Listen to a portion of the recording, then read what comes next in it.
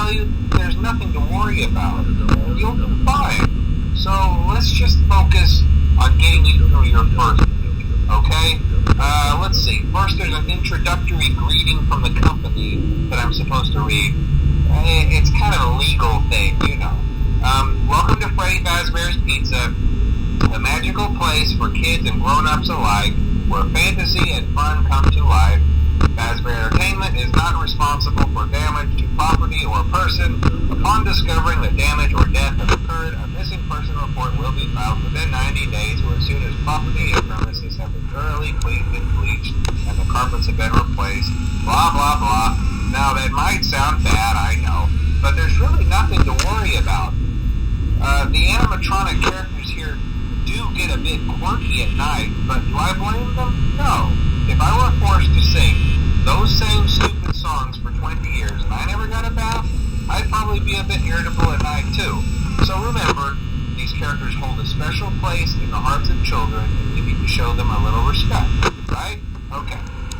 So just be aware, the characters do tend to wander a bit. They're left in some kind of free roaming mode at night. Something about their servos locking up if they get turned off for too long. They used to be allowed to walk around during the day, too. But then there was the bite of 87. Yeah. It's amazing that the human body can live without the frontal lobe, you know? Now, concerning your safety, the only real risk to you as a night watchman here, if any, is the fact that these characters, if they happen to see you after hours, probably won't recognize you as a person. They'll most likely see you as a metal endoskeleton without its costume on. Now, since that's against the rules here at Freddy Fazbear's Pizza, they'll probably try to forcefully stuff you inside a Freddy Fazbear suit.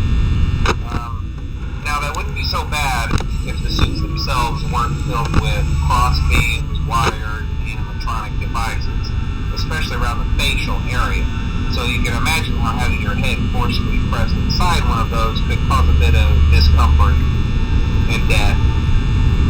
The only parts of you that would like to see the light of day again would be your eyeballs and teeth that pop out the front of the mask. Yeah, they don't tell you these things when you sign up. But hey, First Station of the Breeze. I'll chat with you tomorrow.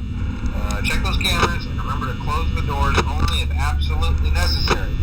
Gotta conserve power. Alright, good night.